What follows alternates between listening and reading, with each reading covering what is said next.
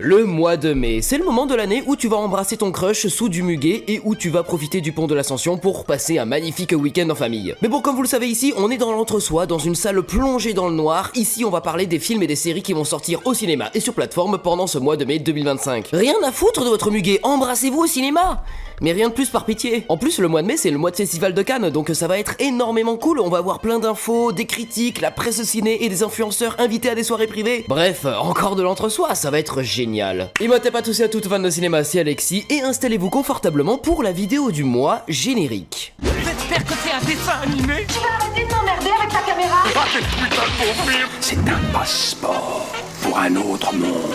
Alors évidemment, le 1er mai, il y aura quelque chose. En plus, c'est jour férié, voilà, c'est la journée de lutte pour les droits des travailleurs. Il y a vraiment que les gens profondément de gauche pour pas dire fête du travail. Et bien, ce jeudi-là, il y aura des sorties plateformes, comme la série Netflix Les 4 saisons, créée par la comédienne Tina Fey, et qui jouera le premier rôle aux côtés de Steve Carell, Will Forte et Colman Domingo dans une histoire de couple en difficulté pendant des vacances. I'd like to make a toast to friends, family, and finding your soulmate. Et sur Prime Video sortira L'ombre d'Emily 2, nouveau film de Paul Feig, réalisateur du remake féminin des SOS Fantômes, mais aussi de Last Christmas avec Daenerys Targaryen et dernièrement Jackpot avec John Cena et Aquafina. La suite du premier film sorti en 2018 et qui cette fois-ci viendra vous réchauffer dans une histoire de mariage, de meurtre et de trahison avec Anna Kendrick et Blake Lively qui va donc faire son retour depuis la polémique avec Justin Baldoni. Vous jouez à quel jeu? Vendredi 2 mai, petite série française sur Max intitulée Malditos. Voilà, c'est la fille de Michel Hazanavicius, Jérôme Niel et Damien Bonnard dans les seconds rôles, au cœur d'une communauté gitane du sud de la France. Reste avec moi, je demande que ça reste avec moi. Sans le clan, on est rien, Tony. Rien. Allez, c'est parti, dimanche 4 mai, May the Force be with you! Oui, la journée internationale de Star Wars. Et pour cette année, nous aurons droit sur Disney+, à la 3ème saison de la série d'animation Star Wars Tales of quelque chose. Voilà, on avait déjà eu Tales of the Jedi, Tales of the Empire, et donc va sortir ce mois-ci Tales of the Underworld, qui va suivre deux criminels emblématiques de la galaxie. Tout d'abord, l'ancien assassin et padawan de Dooku, Asajj Ventress, qui est devenu un peu plus gentil maintenant, et les 3 épisodes qui vont être centrés sur elle vont très certainement adapter son histoire avec le Jedi Quillan Vos, et 3 autres épisodes sur le chasseur de primes Cad Bane. Et ça va être trop bien, j'ai vraiment très hâte de voir ça. Tu vas payer pour ce que tu as fait. Et à partir du lundi 5 mai sera diffusée la saison 2 de The Walking Dead Dead City sur la plateforme américaine AMC. Et pour la France, il vous faudra un abonnement à Ciné Plus OCS, qui est une des offres des abonnements MyCanal, donc pour avoir accès à la saison 1 et donc bientôt à la saison 2, afin de découvrir les nouvelles aventures de Negan et de Maggie, il vous faudra Canal Plus ce mois-ci. Fire. You came out here to help me run. That's what I need you to do. You came back. Et c'est parti pour le Cinoche, le mercredi 7 mai, et en fait il y a presque que du cinéma français. Déjà la grosse sortie de la semaine c'est Ange et compagnie. En gros c'est l'histoire d'Élodie Fontan et Romain Lancry, qui sont 2 anges gardiens qui vont devoir empêcher 2 humains de tomber amoureux alors qu'ils sont irrésistiblement attirés l'un par l'autre. Ouais, alors au vu des trailers et des quelques retours que j'en ai eu, ça a l'air vraiment très mauvais. Et c'est vraiment dommage parce que c'est réalisé par le gars qui a écrit Les Dissociés, le film du collectif Suricat. Ah ouais, ça c'est pour les bons connaisseurs d'internet hein. Et qu'on leur enlève leurs repères. Ils forniquent. Mais c'est quoi ce bordel? Pourquoi ils se font des pelles là? Fais attention, Raph, fais à la bourre. Vous me les ramenez à Rome. Ensuite, on a 2 mauvaises foi, et alors là, il faut en parler rapidos. L'histoire, c'est Pascal Demolon qui veut impérativement sauver son château délabré et empêcher le mariage de sa fille avec un golden boy prétentieux pour qu'elle épouse plutôt un jeune artiste bohème, mais qui est surtout un bon catholique qui va bientôt hériter d'une grosse fortune. Et si vous aviez pas assez cerné le thème, laissez-moi vous apprendre que le film est distribué par Sage Distribution, qui est donc la même société spécialisée dans les films chrétiens, qui a distribué Sound of Freedom, qui a distribué Vaincre ou Mourir, ou encore le film de propagande anti-avortement Unplanned. Voilà, donc pas sûr d'avoir envie de voir ce film et de lui donner du crédit. Vous comprenez? Ça suffit!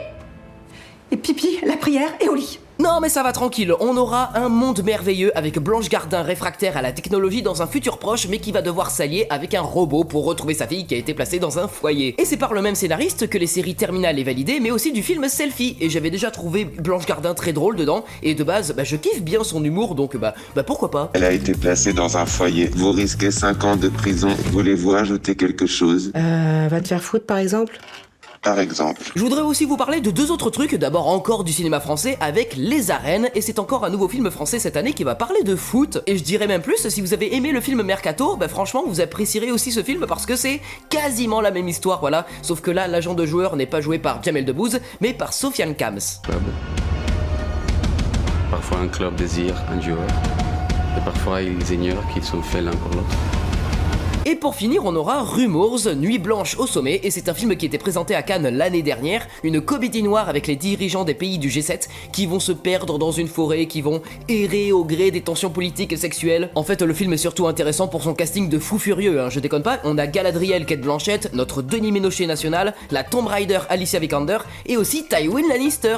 Oui, Monsieur Charles Dance est aussi dans le film. Le scénario m'intéresse pas de fou par contre, et d'après quelques critiques de Cannes, ça a l'air d'être une petite déception, mais voilà, j'ai trop envie de voir ces acteurs interagir entre eux, donc j'irai le voir. Is the dark ending our species deserves. I understand you're upset. À part ça, il y a Les Enfants Rouges avec deux adolescents qui se font tabasser, le premier âgé de 16 ans est tué et le deuxième âgé de 14 ans doit rapporter un message à sa famille. Il y a Les Musiciens avec 4 Stradivarius réunis pour un concert unique mais qui sont incapables de jouer ensemble à cause d'une guerre d'ego. Et il y a un petit thriller français avec 3 amis qui vont servir de mules pour ramener de la drogue des Caraïbes jusqu'en France jusqu'à ce que l'une d'elles disparaisse et que les deux autres se mettent à sa recherche. Mais c'est pas tout ce qui sortira ce mercredi-là puisque sur Netflix sortira aussi le 3e et certainement dernier film de la saga Balle perdue avec Alban Lenoir qui revient donc tout défoncer avec sa bagnole de flic aux côtés de Stéphie Selma, Nicolas Duvauchel et Pascal Arbillot. Et en plus là, il va se friter avec Gérard Lanvin, le trailer montre un crash d'hélicoptère, on va bien bouffer. Alors j'ai quand même un peu d'appréhension parce que le deuxième film était pas très cool, voilà, il était beaucoup moins bien que le premier, donc voilà, on croise les doigts pour une bonne fin de trilogie. Lino la crevable. Prenez-en de la graine, messieurs. Ce garçon en vaut 10 comme vous. Le lendemain, jeudi 8 mai, si vous avez accès à la plateforme américaine Peacock, je vous conseille la saison 2 de Poker Face, qui est une série réalisée par Rian Johnson, le cinéaste à qui l'on doit Star Wars 8, qui est un très bon film, mais aussi la saga À couteau tiré, qui sont aussi de très bons films. Et cette série thriller, enquête criminelle, etc., on a un casting de dingue dessus. Il y a Natasha Lyonne, Giancarlo Esposito, Aquafina, Kumail Nanjiani, Cynthia Erivo et beaucoup d'autres. Mais comme je l'ai dit, c'est seulement dispo sur une plateforme américaine, donc disons simplement que la piraterie n'est jamais finie. Something is amiss. I want to know everything there is to know about you. Mais bon, si vous avez pas Peacock, vous pouvez très bien rester sur Netflix pour la sortie d'une nouvelle série romantique intitulée Pour toujours, et c'est l'histoire d'amour de 2 adolescents noirs vivant ensemble leur première fois avec plus ou moins de bonheur. Je veux pas t'encombrer avec ça. Toi, t'as pas à te préoccuper de ça. Je trouve qu'il y a un truc plutôt cool entre nous. Et le lendemain sur Netflix sortira le film Nonaz par le réalisateur des films Le Monde de Charlie et Cher Van Hansen, et qui là va raconter l'histoire vraie d'un gars joué par Vince Vaughn qui, après la mort de sa mère, a ouvert un restaurant italien où travaillaient des grands-mères, et l'une d'elles est interprétée par Suzanne Sarandon, voilà, donc ça va être très certainement trop mignon. Maybe the one good idea we can take from this is not to fight in the kitchen. Oh, she started it. You ladies are killing me. Le 9 mai, on a aussi un film Disney+, nommé Summer of 69, le premier film réalisé par la comédienne Julianne Bell sur une lycéenne maladroite qui va engager une danseuse pour l'aider à séduire son crush avant la remise des diplômes, voilà. Et on aura aussi Charlie Day au casting. Bon, le mercredi 14 mai, c'est quand même une grosse semaine, hein. Déjà c'est le début du festival de Cannes, mais c'est surtout la sortie de Destination Finale 6 Bloodlines, voilà, depuis le temps qu'on attend ce film. Et cette fois-ci, la mort vient chercher des descendants de gens qui ont pu échapper à la mort dans le passé, bref, la mort est héréditaire, et alors il y a des scènes dans le trailer qui donnent ultra envie et qui vont en traumatiser plus d'un. Je pense qu'on est tous d'accord, le camion avec les bûches qui tombent sur l'autoroute dans le deuxième film, c'est le traumatisme d'une génération entière. Et dans ce 6e film, eh bien, il y a de nouveaux trucs, hein, voilà, les morceaux de verre dans un cocktail qui vont descendre dans la gorge là, oh ça va être génial. Et dernière chose, c'est la dernière apparition de Tony Todd, voilà, qui est malheureusement décédé, donc c'est la dernière fois qu'on le verra, voilà, merci beaucoup pour le travail, et surtout merci pour avoir aidé toutes les personnes depuis 5 films à comprendre les règles de la mort. On t'oubliera pas, Candyman. Only by embracing death will it pass you by. Et ça y est, on entre dans les premières sorties des films présentés à Cannes de cette année avec Hurry Up Tomorrow dont les premières images sont sorties. L'histoire est encore un peu floue, tout est mis sur l'ambiance et la mise en scène que l'on doit au réalisateur du film horrifique It Comes at Night. Et le film c'est Jenna Ortega plus Barry Keoghan plus The Weeknd. Et c'est un film inspiré du dernier album de The Weeknd. Alors oui, c'est un film très étrange, mais ça me donne grave envie. Alors désolé, je triche peut-être un peu, voilà, la vraie sortie du film c'est le vendredi 16 mai parce que Festival de Cannes oblige. Le film sera présenté ce jour-là et ne sortira donc pas le mercredi, mais bien le vendredi, voilà. Ça vous laissera le temps de voir mercredi Destination Finale 6 et Hurry Up Tomorrow le week-end. Something has to change. Et côté cinéma français, on a Partir un jour qui est le film qui va faire l'ouverture du Festival de Cannes le 13 mai, donc il y aura possiblement des avant-premières le mardi, juste avant la sortie officielle du mercredi. C'est une petite comédie dramatique et romantique avec Juliette Armanet qui recroise son amour de jeunesse Bastien Bouillon, et si vous voulez déjà un peu rentrer dans le bain, sachez que le court-métrage qu'adapte le film est dispo gratuitement sur la chaîne YouTube Arte Cinéma, et ça dure que 25 minutes.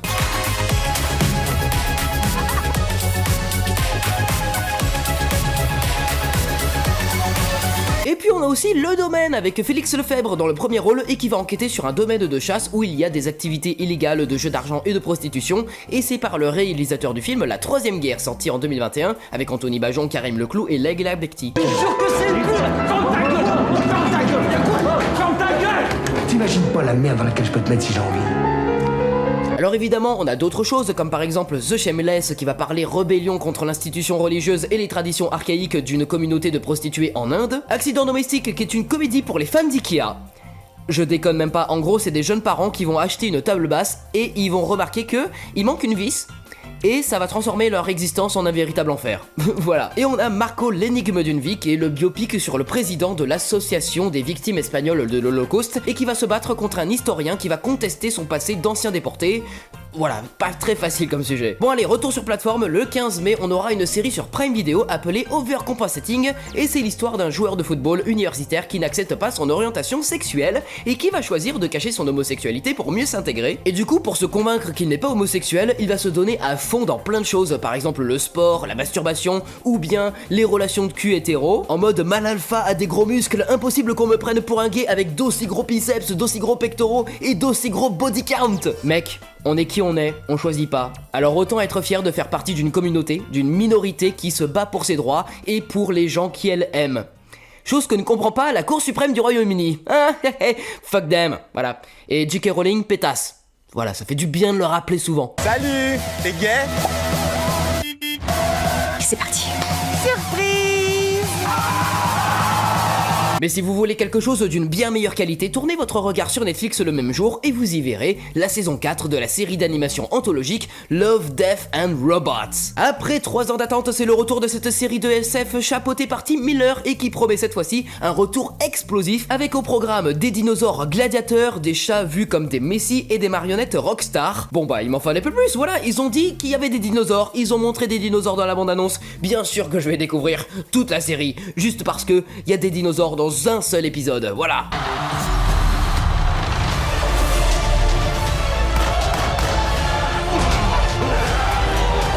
Vendredi 16 mai, la série de science-fiction Murderbot arrive sur Apple TV+, l'histoire d'un androïde joué par Alexander Skarsgård qui se pirate lui-même et qui va commencer à découvrir les émotions humaines au cours d'une mission où il va devoir protéger des scientifiques sur une planète. On a aussi David Dasmalkian au casting et c'est l'adaptation d'une série de livres à succès qui mêle comédie et suspense. En vrai, en regardant le trailer, ça a l'air très léger comme série de SF sur Apple TV+, mais on verra ce que ça donne. Il y a quelques moments un petit peu gore, ça peut être sympa.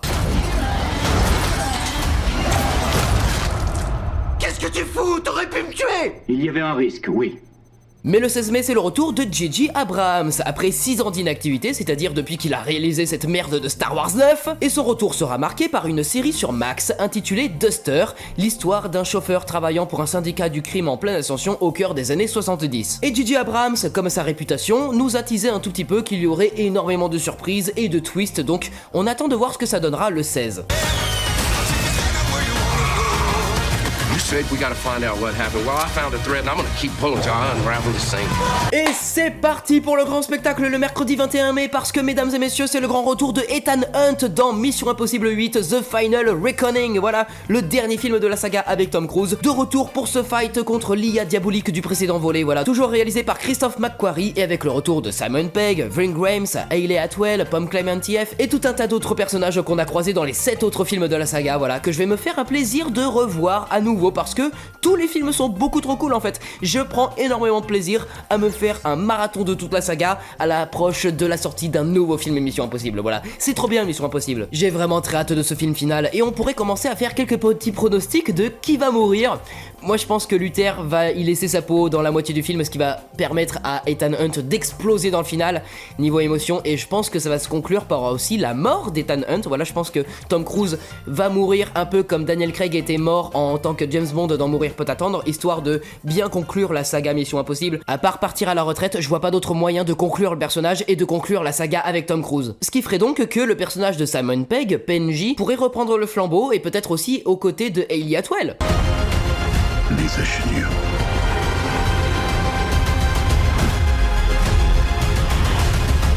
Et allez, on n'a pas encore fini de digérer Blanche-Neige, on va devoir se taper encore un remake live action dans nos salles avec le remake de Lilo et Stitch. L'histoire touchante d'une petite fille hawaïenne et d'un extraterrestre qui l'aide à renouer le lien avec sa famille. Non vraiment j'y crois moyen ce film, ils ont supprimé le Capitaine Gantou de toute la promotion du film, ce qui fait que là dans l'esprit des gens, eh bien c'est Cobra Bubbles le principal antagoniste du film. Pickly et Jumba seront des humains pendant les 3/4 du film parce que ils ne voulaient pas les déguiser comme des drag queens et ça va faire un carton, voilà, ça va pas faire comme Blanche-Neige, un énorme flop. Non, c'est Lilo et Stitch, c'est touchant, c'est mignon, voilà.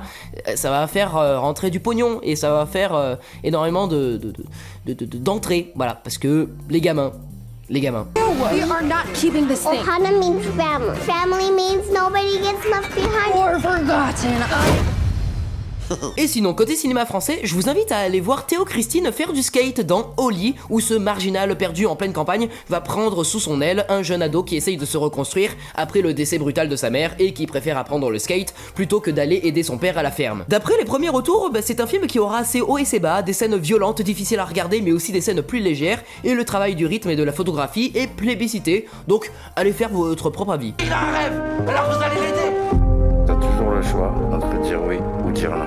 Y'a personne qui peut rentrer dans ton crâne et faire le choix à ta place. Et je vais tricher encore un peu, toujours dans les sorties cinéma de la semaine, mais ce film-là sortira le jeudi 22 mai. Il s'agit du nouveau film de Cédric Clapiche, réalisateur entre autres du film Encore, sorti en 2022. Un film intitulé La Venue de l'avenir, présenté en hors compétition à Cannes cette année, et avec au casting Suzanne Lindon, Vincent Macaigne, Julia Piaton, Cécile de France, Vassili Schneider, Paul Kircher, Sarah Giraudot, François Berléand et Olivier Gourmet, au cœur d'un film où 4 lointains cousins vont vivre un voyage introspectif dans leur généalogie et découvrir l'une de leurs ancêtres dans le Paris de 1895, en pleine révolution industrielle et culturelle où la photographie s'inventait et l'expressionnisme naissait. Alors on n'a pas encore de trailer, mais ça donne déjà très envie et je suis sûr qu'on le verra pour le César des meilleurs costumes et des meilleurs décors. Sinon, dans les autres sorties, on a Jeune Mère, qui est le nouveau film des frères Dardenne, présenté à Cannes ce mois-ci sur des adolescentes jeunes mamans qui vont être hébergées par une maison maternelle pour les aider. Les Maudites, qui est un film d'horreur espagnol avec l'actrice de la série Élite Esther Exposito, et Libertate, qui est un film sur la révolution roumaine de décembre 1989 qui aboutira au renversement du régime communiste, à l'exécution du dictateur de l'époque et à la proclamation d'une Roumanie républicaine et démocratique. Et puis c'est retour sur plateforme, et oui, parce qu'une nouvelle série Netflix arrivera le 22 mai intitulée Sirens, une mini-série explosive et sexy avec un trio de femmes incroyablement talentueuses. Je parle de Julianne Moore, de Megan Fahy de la série The White Lotus et de Millie Alcock, vue dans House of the Dragon et qui est la future Supergirl du DCU. Une histoire qui va mêler relations intimes et jeux de pouvoir, et au casting on aura aussi Kevin Bacon et Bill Camp.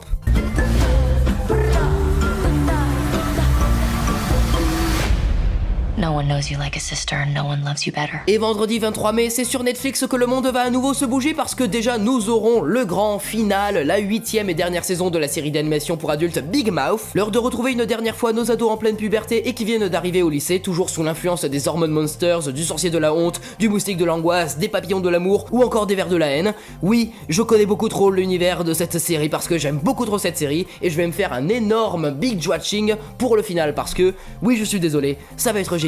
Voilà, j'adore Big Mouth, c'est bon. Mais ce n'est pas terminé parce qu'on aura aussi un nouveau film Netflix et c'est le retour de la franchise Fear Street. Pour rappel, c'est adapté des romans de R.L. Stein, le même auteur que Les Chairs de Poule, et Netflix avait déjà sorti une trilogie Fear Street pendant le mois de juillet 2021 avec 3 films, 3 époques différentes et les histoires vont s'entremêler dans le final. C'était plutôt pas mal dans mes souvenirs. Il y avait vraiment quelques scènes bien gore, c'était joli. Et là, Netflix arrive donc avec un nouveau film, Fear Street Prom Queen, un reboot qui n'aura rien à voir avec les précédents films. Nouvelle histoire, nouveaux personnages, l'histoire se passe en 1988, les élèves du lycée se préparent pour leur bal de promo, mais des candidates pour devenir la reine du bal commencent à disparaître. I'm gonna cut the bitch that did this.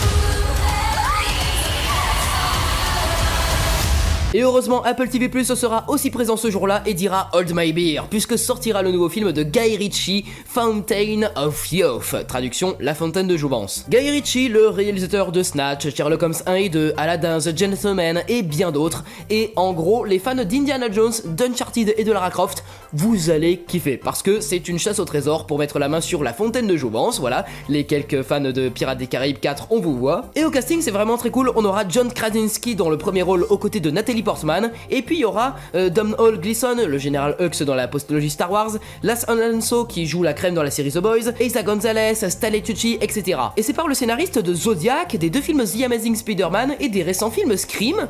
En vrai, pourquoi pas? Et là, je le sens.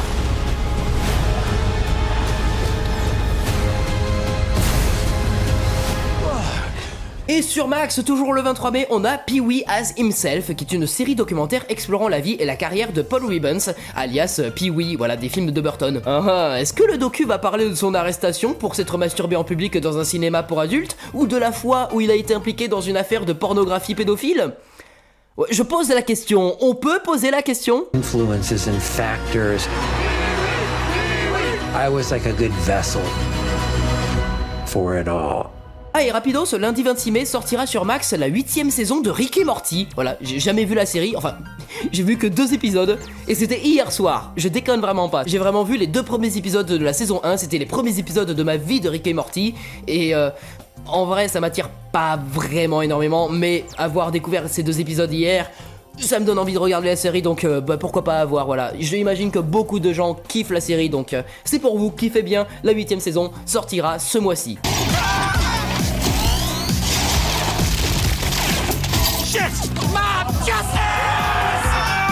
Mercredi 28 mai, c'est le retour au cinéma, et pas n'importe quel retour, parce que là, c'est vraiment une grosse sortie, voilà, c'est le rendez-vous de tous les cinéphiles avec le nouveau Wes Anderson, The Phoenician Scheme, et qui sera lui aussi présenté à Cannes dans quelques semaines. Réalisateur de Asteroid City, The French Dispatch, L'Île aux Chiens, The Grand Budapest Hotel, Fantastic Mr. Fox, et bien d'autres, voilà, The Phoenician Scheme racontera l'histoire d'un des hommes les plus riches d'Europe, et qui sera joué par Benicio del Toro, aux côtés de Michael Cera, Tom Hanks, Bryan Cranston, Bill Murray, Riz Ahmed, Scarlett Johansson, Jeffrey Wright, Matthew Amalric, Rupert Friend, Benedict Cumberbatch et Charlotte Gainsbourg.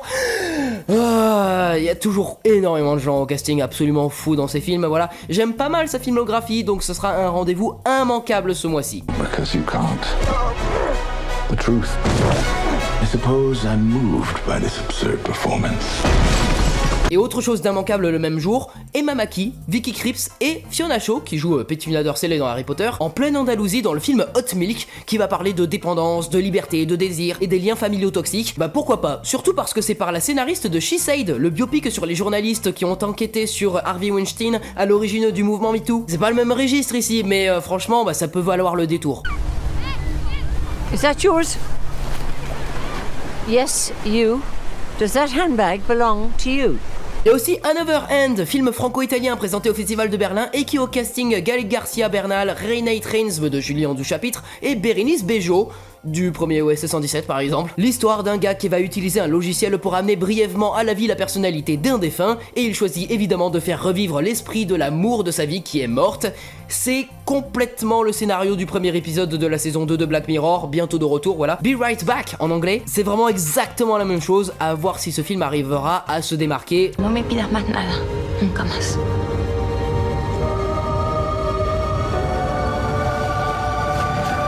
Bon sinon ça va être de petites sorties comme Else, un film de genre franco-belge qui a l'air ultra space avec des gens qui fusionnent entre eux, qui fusionnent au mur et avec une menace monstrueuse. Les images ont l'air ultra inventives visuellement.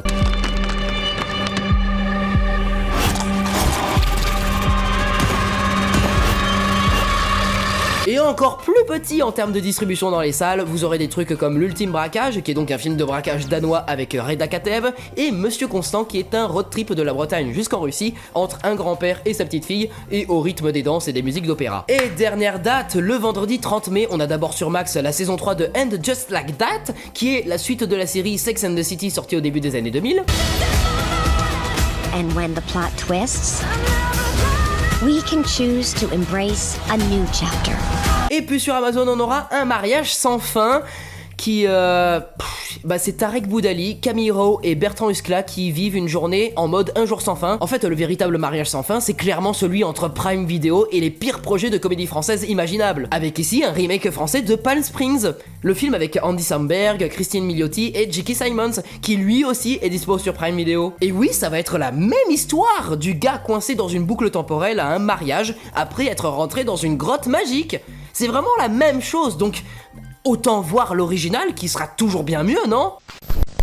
Et voilà, c'est la fin de cette vidéo, j'espère qu'elle vous aura plu. Si c'est le cas, vous savez quoi faire, vous pouvez la liker, la commenter et la partager autour de vous. Et n'oubliez pas aussi de vous abonner pour être au courant de mes futures vidéos. Et suivez-moi aussi sur les réseaux sociaux. Tous les liens sont en description, mais je vous conseille surtout de venir sur Instagram, X, Sens Critique et Letterboxd. Et on va se donner rendez-vous le mois prochain pour parler des sorties de juin 2025. Et à très vite aussi pour parler à nouveau de cinéma. J'ai encore quelques projets en cours de montage, voilà, il va falloir attendre un tout petit peu. Bon festival de Cannes à tous ceux qui y vont. Et aux autres, passez un bon printemps dans les salles de cinéma. C'est une fin de tournage, coupé. Arrêtez, Jean, c'est fini. On chante, on danse, on tchatche, on s'embrasse, on rentre à la maison, elle est pas belle la vie. Enfin, ok, bonne nuit. Ah, j'espère que ça va pas durer longtemps, je vais être en retard, moi. Mais c'est pas possible, ça, j'ai pas envie de participer. Et puis en plus, je sens que ce soir, je vais conclure. Restez à l'écoute.